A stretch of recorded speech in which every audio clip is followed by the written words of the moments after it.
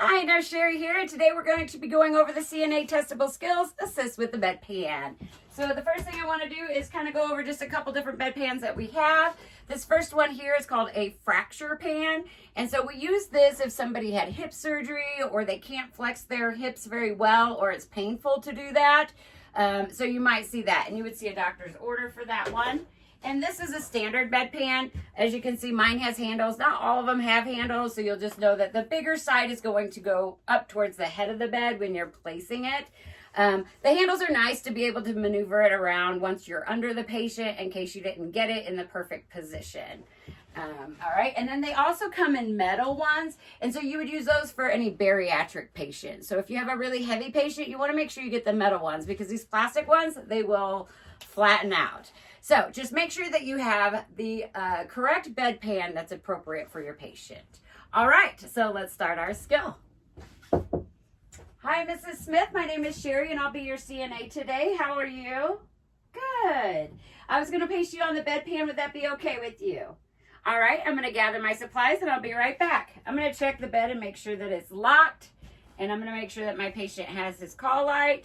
Your call light is in your left hand, and I'll be right back with my supplies. So when I go out, I'm going to wash my hands. I'm going to knock on the door. I am going to provide privacy. The supplies that you're going to need for this skill is going to be 2 sets of gloves, 1 standard bedpan, a hand cloth for them to wash their hands, and some paper towels. So the first thing I'm going to do is I'm going to go ahead and pull my blanket down so that you can see. Obviously, if I was doing this on a patient, I would have them covered the entire time, but I want you guys to be able to see what I'm doing.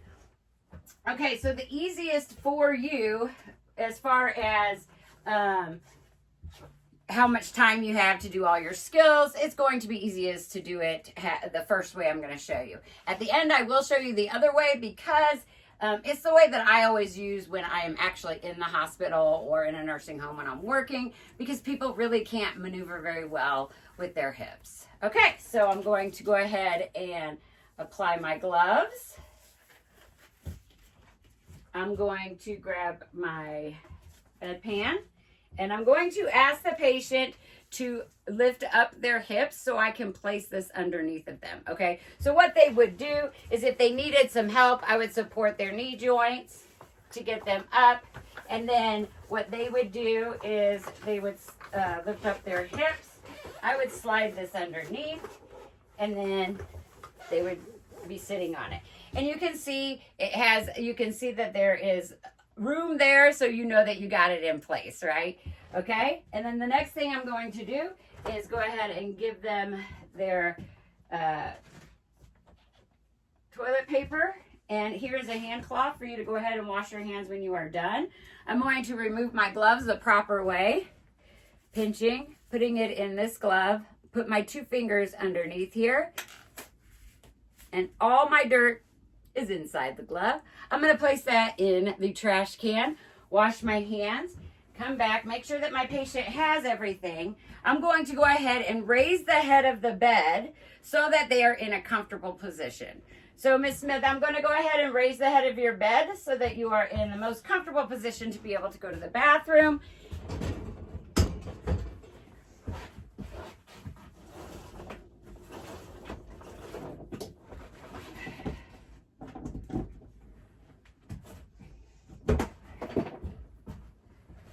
Okay, and she is called out, and she is ready for me to get her out. So I'm going to... Hi, Mrs. Smith, all ready? Okay, let me get my gloves on. So when I come back in, I'm going to make sure that I provide privacy. I'm going to apply my gloves. And then I will lower the head of the bed back down like it is right now. And I'll ask the patient to go ahead and lift up. Before I do so, I usually go ahead and ask my patient, were you able to wipe okay? Because if they weren't, I want to make sure that they got clean, right? Okay, so when they lift it up, they will lift their hips up. When you are taking this out, you want to make sure that you are hanging on to this, to the bedpan, because you do not want it to spill, okay? It does spill. That makes it more difficult for you. Then you're going to take it over to the toilet, and you're going to dump it in the toilet. Then you will take this over to the sink and you're going to rinse it out. And then you're going to dump those contents into the toilet. You will have a new towel to go ahead and dry this down. And then you're going to put this back in the dirty utility section.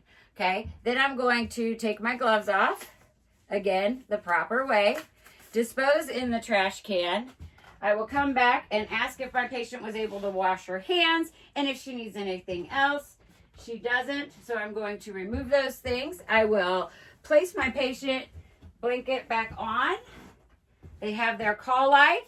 The bed is locked, and then I will lower the bed to the safest level possible, which is going to be the lowest level. Okay, and then I would state, wash my hands, document, skill complete. As always, thank you for watching, but I am going to go ahead and show you the other way that I would place a bedpan. So, the way that I would place a bedpan when I'm working with a patient, I'm going to apply my gloves. And I'm going to ensure that this side rail is up, okay? And I'm going to go over to the other side because I'm going to roll the patient in order to put it on. So again, I'm going to take this blanket down. Obviously, I wouldn't in real life. And I'm going to have the patient go ahead and roll to their side, okay? Then, as you can see, I'm lifting this up so I can show you. When you place the bedpan here, you want to make sure that you're up here, but that you still have room here for them to urinate if they were going to urinate. You place it right here, but you hang on to it and ask the patient to go ahead and roll back. When they roll back, you just make sure that it's positioned in the center here, okay, for her to be able to go to the bathroom. Again, I would lift the head of the bed, and everything else would be the same as the other one. All right, as always, thanks again for watching. And if you have any questions, please leave a comment. Thank you so much.